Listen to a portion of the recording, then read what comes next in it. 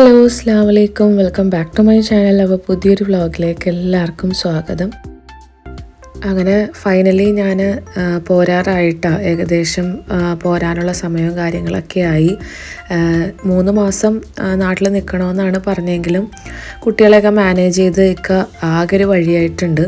അപ്പോൾ അതുകൊണ്ട് എത്രയും വേഗം പോരാനുള്ള കാര്യങ്ങളിലേക്ക് നീങ്ങിക്കോളാൻ വേണ്ടിയിട്ട് പറഞ്ഞിട്ടുണ്ടായിരുന്നു.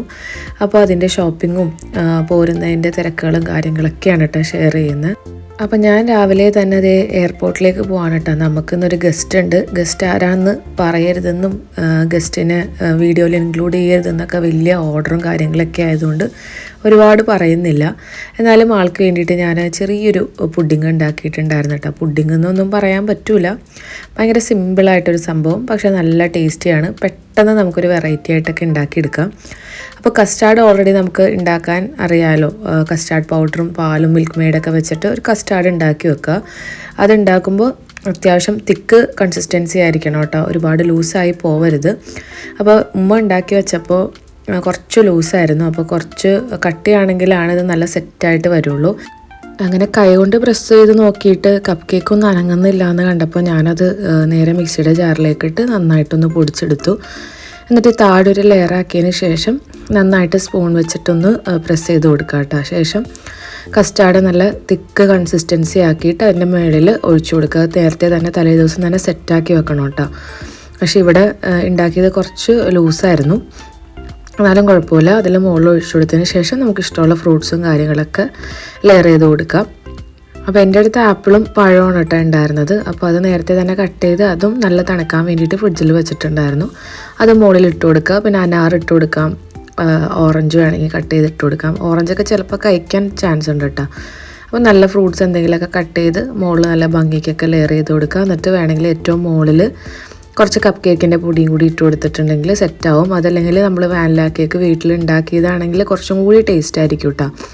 പിന്നെ വാങ്ങിക്കുമ്പോൾ നല്ല കേക്കൊക്കെ നോക്കി വാങ്ങിക്കുക. പിന്നെ ഏറ്റവും നല്ലത് വീട്ടിലുണ്ടാക്കുന്നത് തന്നെയാണ്, അതിനായിരിക്കും കേട്ടോ ഏറ്റവും നല്ല ടേസ്റ്റ്. അങ്ങനെ കപ്പ് കേക്കൊക്കെ ഉണ്ടാക്കി ഞാൻ നേരെ ഫ്രിഡ്ജിലേക്ക് വെച്ചിട്ടുണ്ടായിരുന്നു. പിന്നെ ഹാസിമിന് ഇന്നൊരു പോളിയോ ഉണ്ടെന്ന് പറഞ്ഞിട്ട് നമ്മുടെ ആശാ വർക്കർ വിളിച്ചിട്ടുണ്ടായിരുന്നു കേട്ടോ. അപ്പോൾ എന്തായാലും ഇനി അത് മുടക്കണ്ടെന്ന് വിചാരിച്ചിട്ട് നേരെ ആളുമായിട്ട് നമ്മുടെ നെടുവന്നൂർ തന്നെ, എവിടെ വേണമെങ്കിലും എടുക്കാം, ഓൾ ഇന്ത്യ തലത്തിലുള്ള ഒരു പോളിയോ ആയിരുന്നു. അങ്ങനെ അതും പോയി. ചെറിയ 2 തുള്ളിമരുന്ന് അത് വായിൽ ഒഴിച്ചു കൊടുത്ത് അപ്പം തുടങ്ങിയ ആൾ വാ തുറന്നിരിക്കണേണ് കേട്ടോ. നല്ല കയ്പുണ്ടെന്ന് തോന്നുന്നു. ഭയങ്കര ബഹളമായിരുന്നു വെള്ളം കുടിക്കാൻ വേണ്ടിയിട്ട്. പിന്നെ അങ്ങനെ മൂപ്പരായിട്ട് വേഗം വീട്ടിലേക്ക് വന്നു. 1/2 മണിക്കൂർ കൊണ്ട് കാര്യം കഴിഞ്ഞു. അപ്പോൾ ഇന്ന് സൺഡേ ആയിരുന്നു. അപ്പോൾ അതുകൊണ്ട് തന്നെ പതിവ് പോലെ തന്നെ ബീഫ്, അങ്ങനെ വേറെ പ്രത്യേകിച്ച് സ്പെഷ്യലോ കാര്യങ്ങളോ ഒന്നുമില്ല. ബീഫും ഞാൻ നോർമൽ റൈസ് എടുത്തു. ബീഫ് റോസ്റ്റ് പോലെയാണ് കേട്ടോ ഇന്ന് ആക്കിയത്. പിന്നെ ഇരുമ്പുളി അച്ചാറൊക്കെ കൂട്ടി ചെറിയൊരു പിടിയൊക്കെ പിടിച്ച് ശേഷം പുഡിങ് എടുത്ത് കഴിച്ചു. നല്ല ടേസ്റ്റ് ഉണ്ടായിരുന്നു കേട്ടോ. എപ്പോഴും കഴിക്കുന്ന കസ്റ്റാർഡിനേക്കായും കുറച്ചും കൂടി ഒരു വെറൈറ്റി ആയിട്ടൊക്കെ തോന്നി.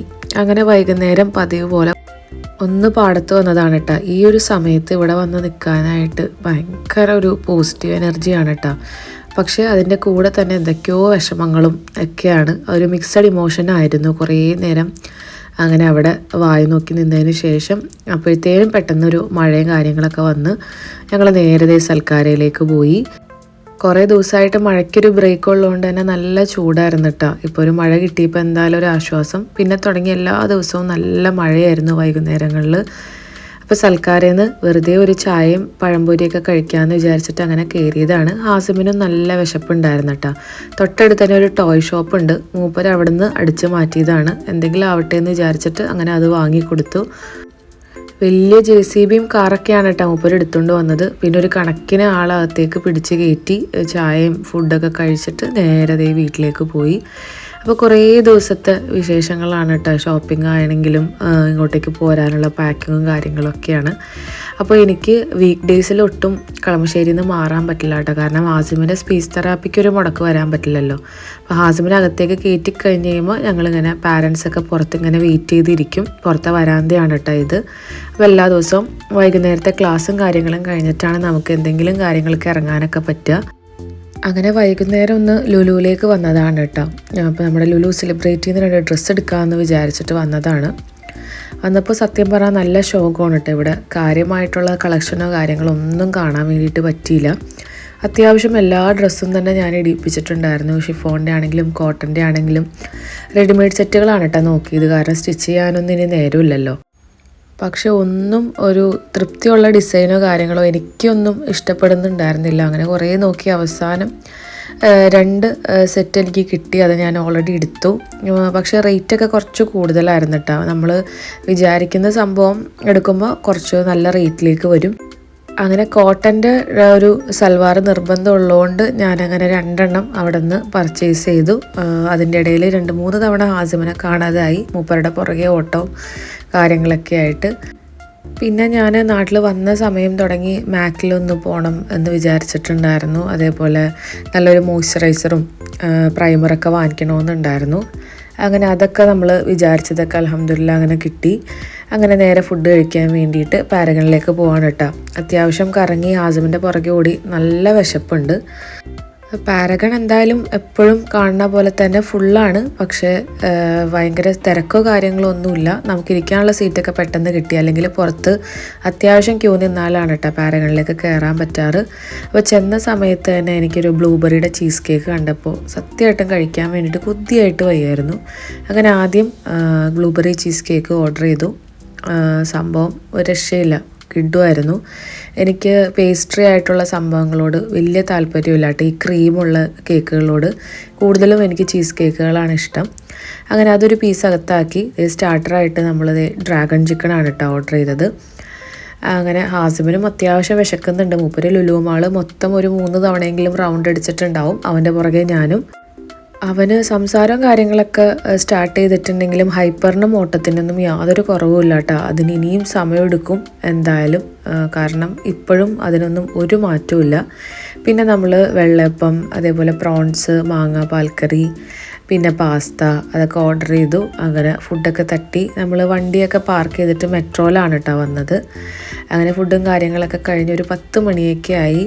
അതേ തിരിച്ചങ്ങനെ വീട്ടിലേക്ക് പോവുകയാണ്.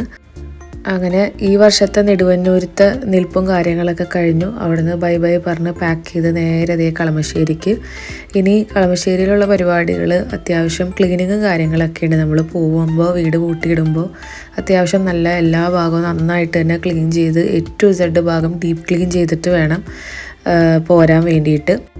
അപ്പോൾ എനിക്ക് ഈ പണികളൊക്കെ ഉള്ളതുകൊണ്ട് തന്നെ ടിക്കറ്റ് എടുക്കാൻ വേണ്ടിയിട്ട് ഇങ്ങനെ പറഞ്ഞുകൊണ്ടിരിക്കാനായിട്ട് എന്നാ എടുക്കണ്ടേന്നുള്ളത്. അപ്പോൾ ഞാൻ എൻ്റെ പണികൾ കഴിയാതെ എനിക്ക് ഇവിടെ നിന്ന് കയറാനും പറ്റൂലല്ലോ. അപ്പോൾ അതുകൊണ്ട് വെയിറ്റ് ചെയ്യാൻ വേണ്ടിയിട്ട് ഇങ്ങനെ പറയാണ്.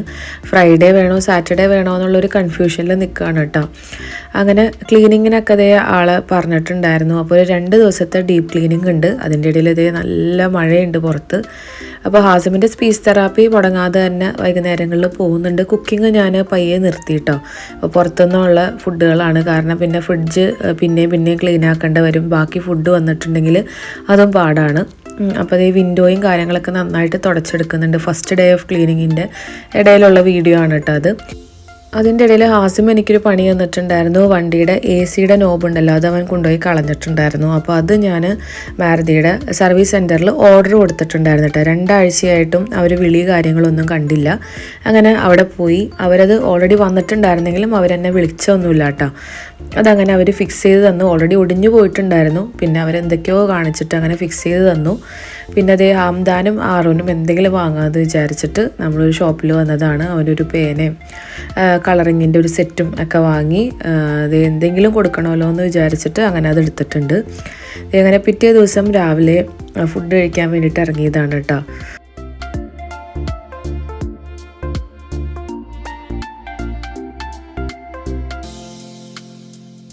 ഞാൻ ഓൾറെഡി പറഞ്ഞല്ലോ കുക്കിങ് കാര്യങ്ങളൊക്കെ ജസ്റ്റ് നിർത്തി. അതല്ലെങ്കിൽ പിന്നെ പാക്ക് ചെയ്ത് ഇറങ്ങൽ നല്ല പണിയായിരിക്കും. ഈ ഫ്രിഡ്ജിലുള്ള സംഭവങ്ങളൊക്കെ എല്ലാം ഒഴിവാക്കണം. അതേപോലെ പൊടികളും കാര്യങ്ങളൊക്കെ നമ്മുടെ അടുത്ത് തന്നെ ഒരു ചേച്ചി ഉണ്ട് കേട്ടോ, അവർക്ക് കൊടുത്തിട്ടാണ് ഞാൻ പോരൽ. അങ്ങനെ കുറച്ച് പണികളുണ്ട്. അപ്പോൾ ഇത് നമ്മുടെ തൊട്ടടുത്ത് തന്നെയുള്ള ആര്യാസ് റെസ്റ്റോറൻ്റാണ് കേട്ടോ. അവിടുത്തെ വടയും പഴംപൊരിയൊക്കെ ഒരു രക്ഷയുണ്ടായിരുന്നില്ല കേട്ടോ. ഭയങ്കര ടേസ്റ്റായിരുന്നു. വടയൊക്കെ ഇത്രയും ക്രിസ്പി ആയിട്ട് ഈ അടുത്ത കാലത്തൊന്നും കഴിച്ചിട്ടില്ല കേട്ടോ. ഭയങ്കര ടേസ്റ്റായിരുന്നു. ഒരെണ്ണം ഓർഡർ ചെയ്തു, പിന്നെ രണ്ടാമത് ഒന്നുകൂടി ഓർഡർ ചെയ്തു. അപ്പോൾ എൻ്റെ സിസ്റ്റർ കുറേ സാധനങ്ങൾ ആമസോണിൽ ഓർഡർ ചെയ്തിട്ടുണ്ടായിരുന്നു കേട്ടോ, അവർക്ക് വേണ്ടിയിട്ടും പിന്നെ എനിക്കും കൂടി വേണ്ടിയിട്ട്. അപ്പോൾ അത് ഇതുവരെ വന്നിട്ടുണ്ടായിരുന്നില്ല. അപ്പോൾ പോണ ഡേറ്റും അടുത്തപ്പോൾ ഒരു ടെൻഷനായിരുന്നു, ഇതെന്താ എത്താത്തതെന്ന് വിചാരിച്ചിട്ട്. അങ്ങനെ ഫൈനലി പോകുന്നതിൻ്റെ തലേ ദിവസം ഇതേ സംഭവങ്ങളൊക്കെ എത്തിയിട്ടുണ്ട്. അപ്പോൾ ആൾക്ക് ഓർഡർ ചെയ്ത അതേ സാധനങ്ങളൊക്കെ തന്നെ എനിക്കും ആൾ ഓർഡർ ചെയ്ത് തന്നതാണ് കേട്ടോ. അപ്പോൾ നമ്മളെപ്പോഴും റീൽസിൽ കാണാറുണ്ട് ഒരു കുഞ്ഞി ഇഡ്ഡലി ഉണ്ടാക്കിയെടുക്കുന്ന ആ ഒരു തട്ട്. അപ്പോൾ ഇഡ്ഡലി തട്ട് വാങ്ങിക്കണം എന്ന് ഞങ്ങൾ രണ്ടുപേരുടെയും മനസ്സിൽ ആഗ്രഹിച്ചൊരു കാര്യമാണ്. അങ്ങനെ ആമസോണിൽ കണ്ട് അങ്ങനെ ഓർഡർ കൊടുത്തതാണ് കേട്ടോ. ഇത് തട്ട് മാത്രമല്ല, പാത്രമായിട്ട് തന്നെ കുഞ്ഞി ഇഡ്ഡലി ഉണ്ടാക്കിയെടുക്കുന്നത്. നല്ല ക്യൂട്ടാണ് കേട്ടോ കാണാൻ വേണ്ടിയിട്ട്. ഒരു 500 റുപ്പീസിൻ്റെ അടുത്താണ് റേറ്റും. 2 തട്ടുണ്ട്, നല്ല ഭംഗിയുണ്ട് കാണാനായിട്ട്. അങ്ങനെ 2 അത് ഓർഡർ ചെയ്തിട്ട് അത് വന്നിട്ടുണ്ട് കേട്ടോ. അതിൻ്റെ എല്ലാ കാര്യങ്ങളും ഒന്ന് ഫിക്സ് ചെയ്തെടുക്കണം. പക്ഷെ അത് പാക്ക് ചെയ്ത് ഞാൻ അങ്ങനെ തന്നെ പെട്ടിയിലേക്ക് ആക്കുകയാണ് കേട്ടോ. അതിൻ്റെ ഇടയിൽ ഞാൻ എൻ്റെ പാക്കിങ്ങും കാര്യങ്ങളൊക്കെ നടക്കുന്നുണ്ട്. ഡ്രസ്സൊക്കെ വാഷ് ചെയ്തത് എടുത്ത് വെക്കാനുള്ളത്, പിന്നെ നെടുവനൂർ കൊണ്ടുപോയി വെക്കാനുള്ളത്, അങ്ങനെ കുറേ സാധനങ്ങളൊക്കെ ഡിവൈഡ് ചെയ്ത് അങ്ങനെ എടുത്ത് വെച്ചിട്ടുണ്ട്. കാരണം പാർട്ടി വെയറുകളൊന്നും ഇപ്പോൾ ഗൾഫിലേക്ക് കൊണ്ടുവന്നിട്ട് വലിയ കാര്യമില്ല കേട്ടോ. പിന്നെ 1-2 ഉണ്ടാവുന്നത് നല്ലതാണ്. കാരണം നമ്മൾ നിൽക്കുന്നിടത്ത് എപ്പോഴും ഓണം പ്രോഗ്രാമുകളോ എന്തെങ്കിലുമൊക്കെ വരാറുണ്ട്. അപ്പോൾ ഒരുപാട് കൊണ്ടുപോകേണ്ട ആവശ്യമില്ല. അപ്പോൾ ബാക്കിയെല്ലാം ഇവിടെ വെച്ചിട്ട് ആവശ്യമുള്ളത് മാത്രമേ എടുക്കുന്നുള്ളൂ. അപ്പോൾ പാക്കിങ്ങും അതിൻ്റെ കൂടെ തന്നെ നടക്കുന്നുണ്ട്. പിന്നെ അടുത്തതായിട്ട് വാങ്ങിയത് സ്റ്റീലിൻ്റെ കട്ടിംഗ് ബോർഡാണ് കേട്ടോ. ഇത് നല്ല വേർത്താണെന്ന് പറയാം. നല്ല വെയിറ്റ് ഉണ്ട് കേട്ടോ സംഭവം. നല്ല അത്യാവശ്യം റേറ്റും ഉണ്ട്. പക്ഷെ നല്ല നമുക്ക് ഫിക്സ് ചെയ്ത് വെക്കാൻ പറ്റും. നമ്മുടെ കൗണ്ടർ ടോപ്പിൽ ഫിക്സ് ചെയ്തിട്ട് കട്ട് ചെയ്യാൻ പറ്റും. സ്റ്റീലിൻ്റെ ആയതുകൊണ്ട് തന്നെ നല്ല ക്വാളിറ്റി പ്രൊഡക്റ്റാണ്. അതേപോലെ മൻഹാക്ക് വേണ്ടിയിട്ട് അത് കുറച്ച് ബുക്കുകളും കാര്യങ്ങളും അതൊക്കെ എല്ലാം ഒരുമിച്ചാണ് ഓർഡർ ചെയ്തത്. എല്ലാം ഒരുമിച്ച് തന്നെയാണ് വന്നത്. അങ്ങനെ അതൊക്കെ അൺബോക്സ് ചെയ്ത് എനിക്ക് കൊണ്ടുപോകാനായിട്ട് അതെല്ലാം പാക്ക് ചെയ്ത്, എൻ്റെ പാക്കിംഗ് ഒരുവിധം കഴിഞ്ഞിട്ടുണ്ടെങ്കിൽ പിന്നെ അടുത്ത പണി ഞാൻ ഇക്കാടെ ബ്രദറിനെ വിളിക്കും കേട്ടോ. സാത്വിക്കാണ് എനിക്കെല്ലാം പാക്ക് ചെയ്ത് കൊണ്ടുപോയി ആക്കുന്നതും, അതേപോലെ ഞാൻ വന്നിട്ടുണ്ടെങ്കിൽ എന്നെ വന്ന് പിക്ക് ചെയ്യുന്നതും ഒക്കെ ഒരാളാണ്. അപ്പോൾ ഞാനും ഹാസിമും ഉള്ളതുകൊണ്ട് 60 kg ആണ് ഞങ്ങൾക്ക് 2 പേർക്കും കൂടി കൊണ്ടുപോകാൻ പറ്റുന്നത്. അങ്ങനെ കുറേയൊക്കെ എടുത്ത് വെച്ചു, വെയിറ്റും കാര്യങ്ങളൊക്കെ നോക്കി, പാക്ക് ചെയ്യാനുള്ളത് പാക്ക് ചെയ്തു, പെട്ടിയൊക്കെ ലോക്ക് ചെയ്തു. അങ്ങനെ ഫൈനലി ഞാൻ പോണ ദിവസം എത്തി. അപ്പോൾ രാവിലെ ഇറങ്ങുകയാണ് കേട്ടോ. അപ്പോൾ എല്ലാവരും രാവിലെ ഒരു 7 മണിയൊക്കെ ആയപ്പോൾ വീട്ടിലേക്ക് എത്തി. 11 മണിക്കാണ് ഫ്ലൈറ്റ്. ആദ്യം ലഗേജും കാര്യങ്ങളൊക്കെ ആയിട്ട് ഒരു വണ്ടി പോയി. പിന്നെ എല്ലാവരും വരാനുള്ള പ്ലാനിങ് ഒന്നും ഉണ്ടായിരുന്നില്ല. പിന്നെ ഞാനങ്ങനെ നിർബന്ധിച്ചിട്ട് അവരും കൂടി വന്നിട്ട് ഞങ്ങൾ അടുത്ത വണ്ടിയിലാണ് കേട്ടോ ഞാനും കയറിയത്. ആ വണ്ടി ഫുള്ളായിരുന്നു. അങ്ങനെ ഫൈനലി നമ്മൾ എയർപോർട്ടിലേക്ക് പോവുകയാണ്.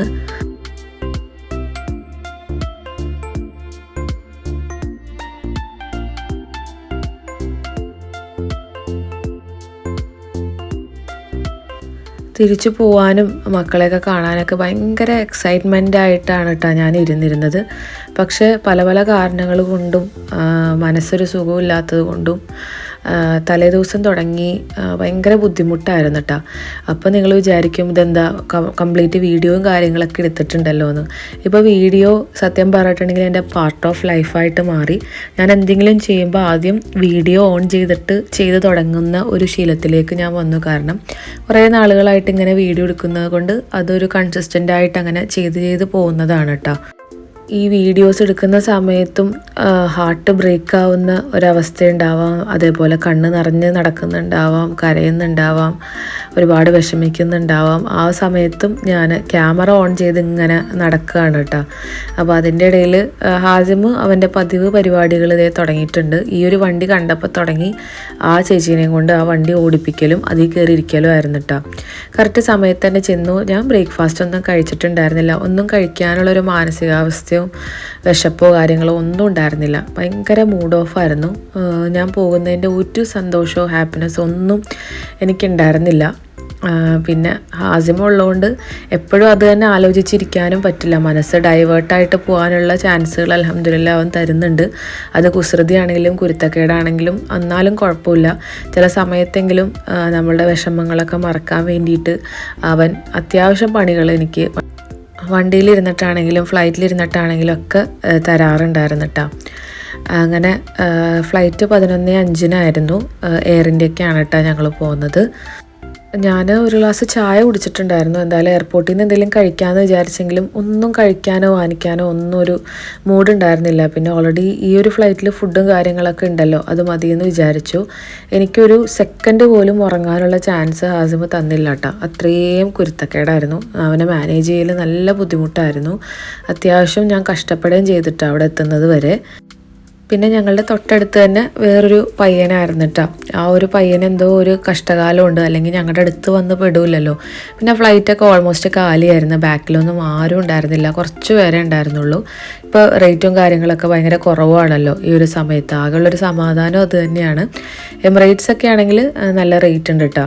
നമുക്ക് എയർ ഇന്ത്യയൊക്കെ ആകുമ്പോൾ അത്യാവശ്യം കുറഞ്ഞ ഫെയർ തന്നെയാണ് നമുക്ക് കിട്ടിയത്.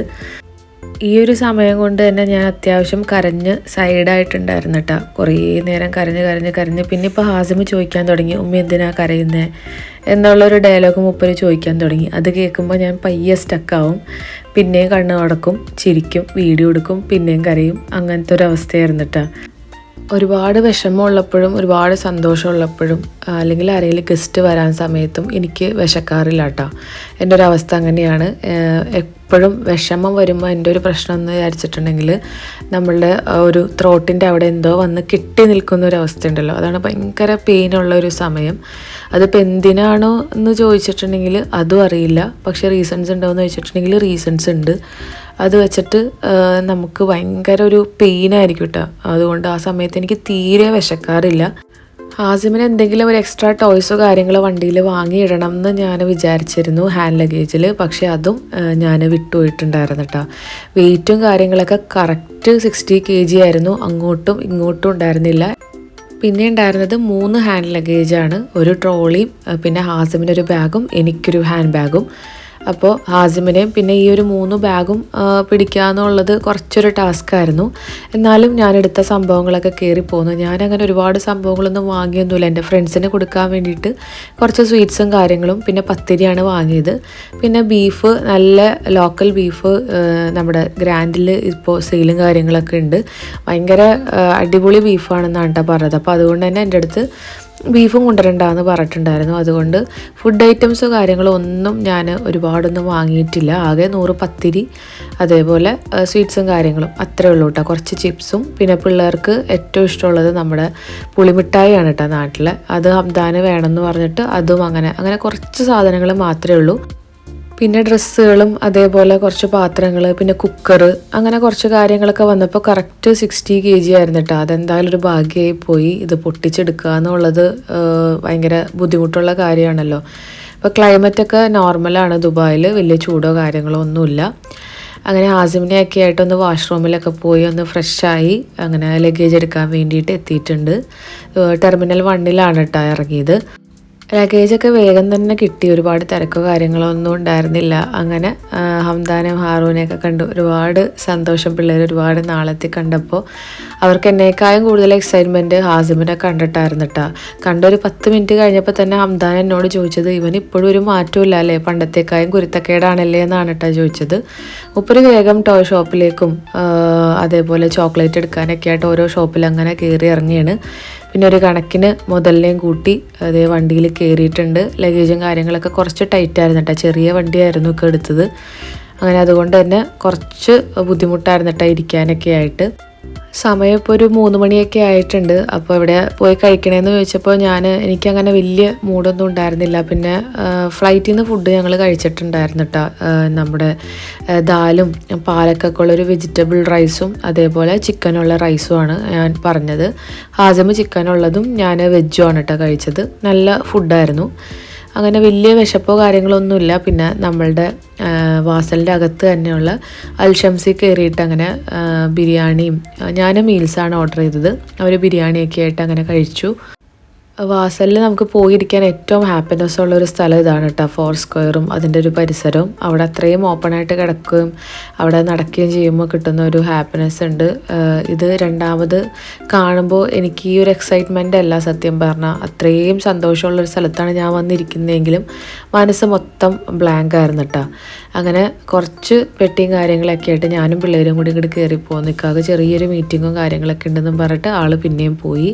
ഫൈനലി നമ്മൾ വീട്ടിലെത്തി. വൃത്തി ക്ലീനിങ്ങും കാര്യങ്ങളൊക്കെ കഴിച്ചിട്ടിട്ടുണ്ടായിരുന്നത് കൊണ്ടൊരു സമാധാനം. കിച്ചൺ കണ്ടപ്പോൾ ഒരുപാട് സന്തോഷം തോന്നിയിട്ടാണ്. എവിടെ പോയാലും എൻ്റെ ഈ ഒരു കിച്ചണിലേക്ക് വരുമ്പോൾ എനിക്ക് കിട്ടുന്നൊരു സന്തോഷമുണ്ട്. ഇതാണ് എൻ്റെ ഏറ്റവും ഫേവറേറ്റ് ആയിട്ടുള്ള ഈ വീട്ടിലെ ഒരു പ്ലേസ്. അങ്ങനെ എൻ്റെ കിച്ചൺ ഞാൻ കണ്ണ് നിറച്ച് കണ്ടു, അൽഹംദുലില്ലാ. അപ്പോൾ ഇത്രയൊക്കെയാണ് കേട്ടോ ഇന്നത്തെ വിശേഷങ്ങൾ. അങ്ങനെ ലഗേജും കാര്യങ്ങളൊക്കെ ആയിട്ട് ഫൈനലി ഞാൻ ദുബായിലെത്തി. ഇനി ദുബായിലെ വീഡിയോസും കാര്യങ്ങളൊക്കെ ആയിരിക്കും. അപ്പോൾ വീഡിയോ ഇഷ്ടമായിട്ടുണ്ടെങ്കിൽ ലൈക്ക് ചെയ്യുക, ഷെയർ ചെയ്യുക. മറ്റൊരു വ്ളോഗിൽ വീണ്ടും കാണാം. ഓക്കെ ബൈ, താങ്ക് യു, അസ്സലാമു അലൈക്കും.